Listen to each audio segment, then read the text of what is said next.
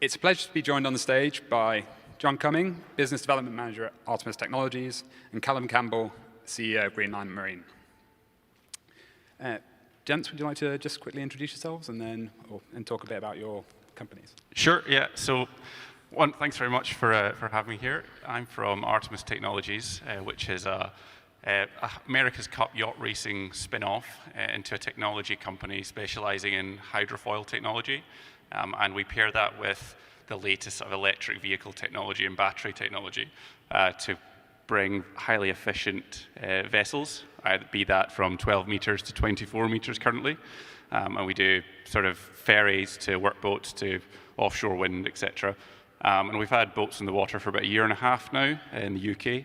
And we're just getting into production now and we've got some work in Canada. So, yeah. Cheers, John.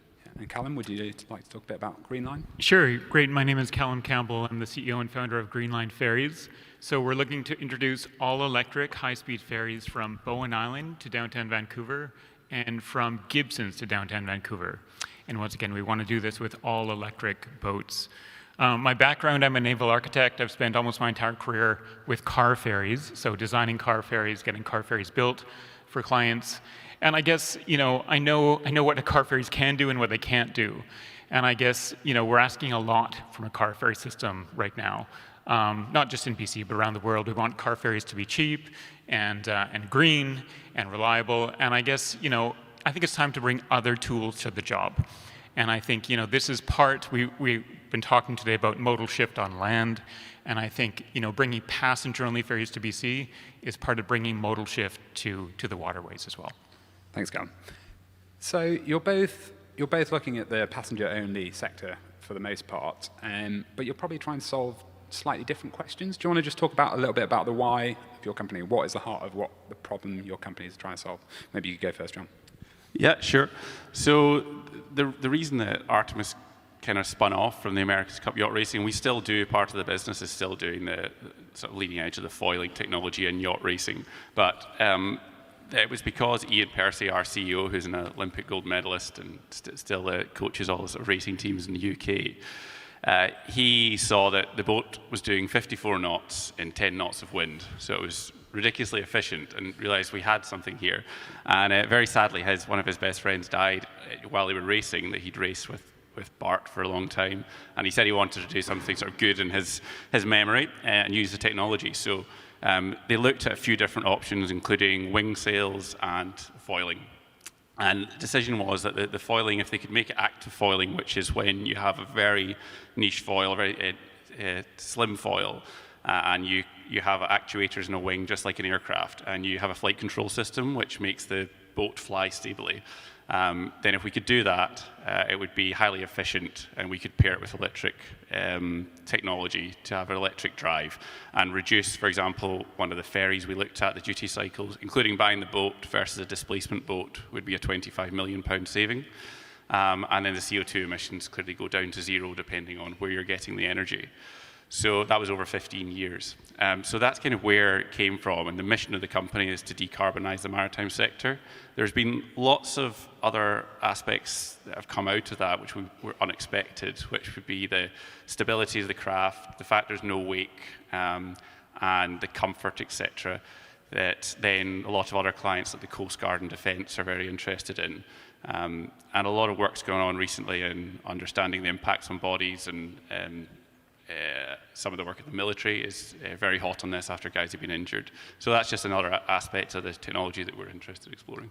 Okay, that's great. And I was just thinking that, why do you think your technology hasn't come to the fore yet? Is it because it simply wasn't developed, or is it, yeah? Yeah, that's a good question, because people talk about hydrofoils were around, 40 years ago, 50 years ago, but they were almost dumb hydrofoils in a way, and used a lot of usually gas turbines to propel the craft.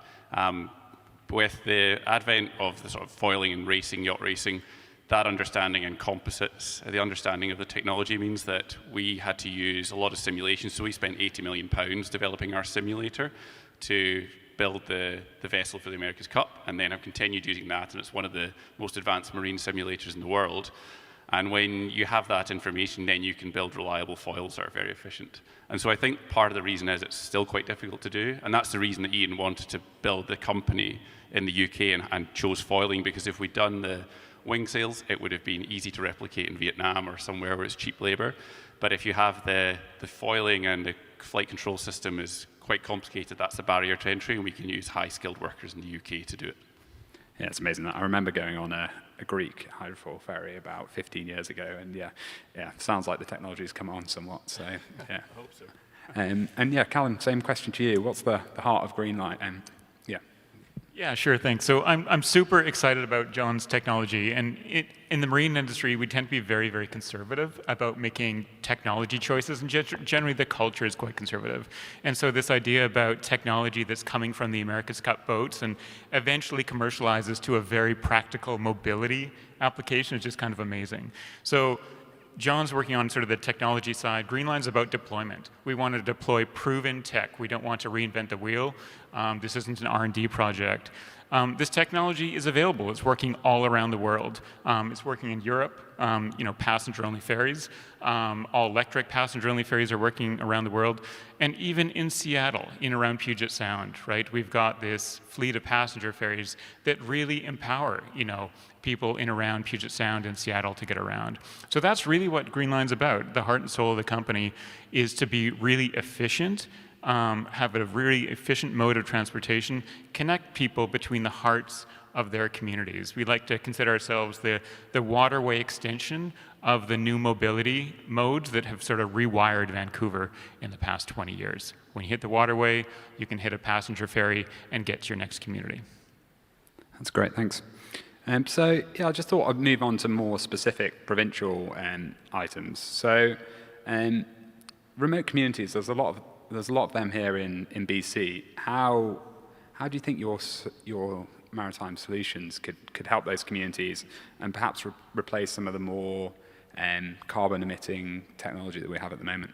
Maybe John, you could go first, and then Callum. Yeah, sure. So actually, one of the reasons I'm here is I wasn't initially just coming for the Motivate conference. We had a request from a client on Vancouver Island, and that was the first interest we'd had from Canada. We hadn't done any marketing here or anything, and they were doing a development there, which is quite well funded, and it was to be a zero emissions development, and they wanted to connect the remote communities there, or connect anybody to get to that location on the west coast of Vancouver Island by zero emissions marine transport. So we were one of the few companies really that can do it for the range, because if you have a displacement electric boat, the power density of batteries is not that great compared to diesel. That's why people don't really have electric boats. The same reason cars were difficult to get off the ground, so to speak. So foiling was one of the few ways that you could achieve that requirement.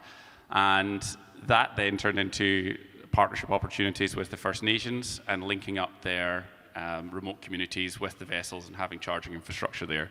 So that's some of the ways that we've started to work in Canada, and we're really excited to do that, because obviously the remote communities are usually connected by waterways, and so it works quite well for our business. Yeah, I think you've captured the nature of BC, right? We're surrounded by coastal BC, we're surrounded by water, and I think, having a diverse network of vessels to get us around is really what we need. And I think that's what can help empower smaller communities. Sometimes it's smaller boats, sometimes it's different types of service, sometimes it's connecting to other types of places. So I think, a diverse array of ships for a diverse array of communities, hardwired for the needs of that community. I think that's what we need. Great. And Callum, you touched on that you're going to utilize existing technology. And we talked about it backstage actually, what challenges do you think so the technology is there, it's going to be electric ferries, what challenges are you going to have to overcome in your business over the next year or so? Yeah, there's lots. I mean, the barriers to entry into the marine industry are high, right? And that essentially comes down to the capital costs, right? So I think that for sure that's one of the barriers to entry. But we know this can be solved. Hello Ferries that's a brand new ferry service that's going to be operating later this summer, from Nanaimo to Vancouver, and that's a venture that's got off the ground, and by all accounts, it's going to be a success.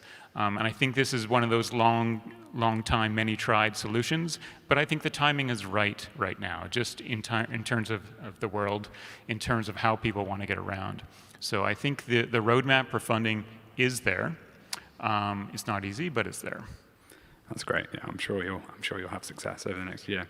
And perhaps, John, we can talk to you as well about, you've obviously solved some technology challenges over the last, however long you've been around. What sort of challenges are you looking to overcome over the next 12 months?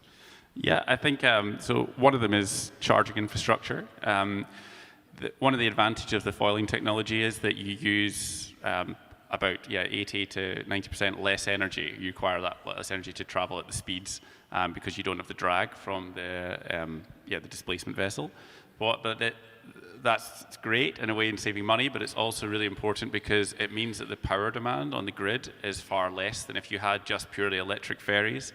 Then you would have to have huge amounts of power to then charge those ferries all the time.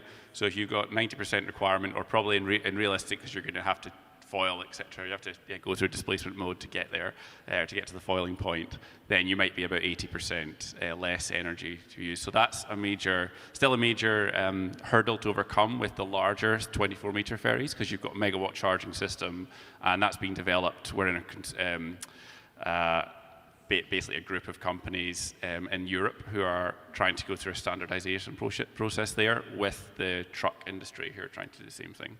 Have you found local government, have they been easy to try and get to persuade for your solutions, or is it? Mixed, depends on the area. Okay. But I think that's a key point. I mean, in Belfast in the UK, it's been great because they want we've hired 40 apprentices, we've invested a lot in the area, and we've had that reciprocated, which has been fantastic. We've had £33 million in government funding since we started the company, and a lot of support in the UK and sometimes in Europe. I think it's a key point. For example, in Canada, there's some unique, or maybe in Vancouver, there's some unique hurdles to overcome, which we were discussing about the logs, for example, and debris in the water. It's not a huge concern. We have looked at solving those problems already, and we have some work going on with collision avoidance, etc.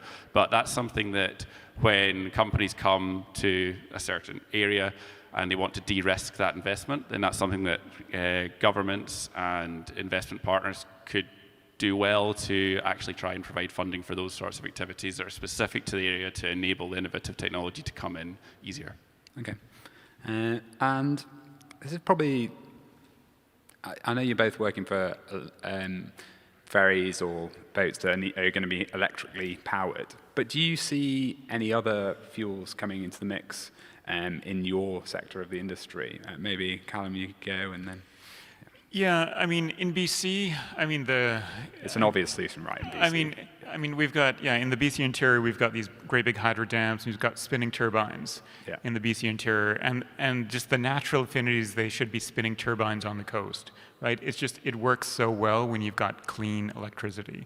So I think, that's why electric technology for the coastal fleet makes so much sense. I think that battery technology is going to be improving through time. Mm-hmm. So the energy density, of course, of those batteries are getting better and better. So right now, the initial runs that work from Gibson's and Bowen into Vancouver, eventually longer runs will also be possible. So to answer your question, we're just looking at electric power. Yeah, so for us, obviously, we have an electric propulsion unit, which is under the water, and then we have the batteries, which the modernized batteries is part of our business plan as well. But we have the option for the defense industry, for example. We're still doing diesel gensets, because we still get all the benefits, and then we have a range of, say, 400 miles in a 12-meter boat.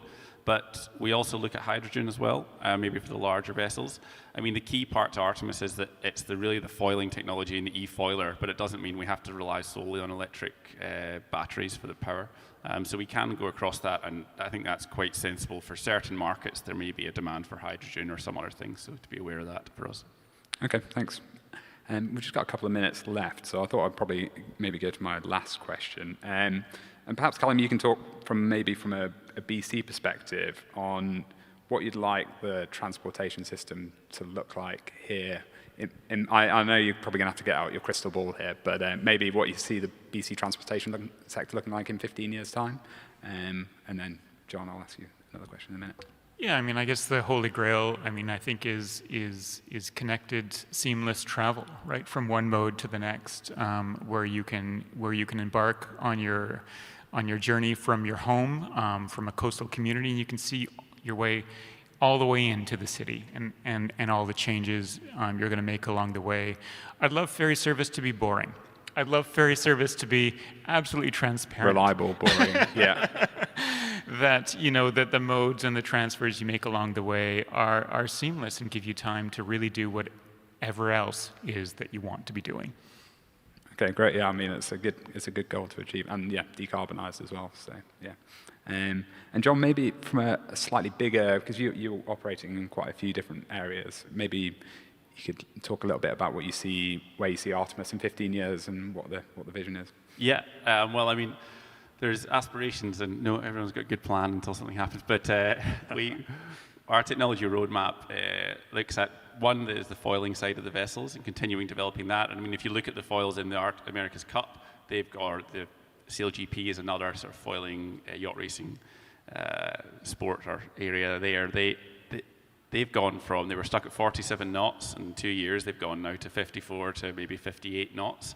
That's one of the limitations is the cavitation you get from foils under the water, but that's progressing rapidly, really, if you look at it as a percentage of speed. So that's one area for Artemis is to continue building on the production side and expanding that fleet. But also we have the subsystems of supplying our marinized batteries, which we're trying to get approved through Lloyd's and some other class associations. And we're going to sell those subsystems to support other electric companies in the marine industry. And I think that's quite a cool area to be involved with, because even if foiling isn't right in a certain area, then we still can support the decarbonization through other aspects of the business. So that's quite a strong point for our business model, and I think it's a good thing for the sector as a whole. Sounds great.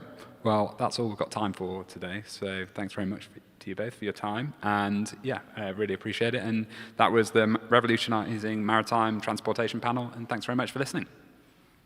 Thank you. Thanks.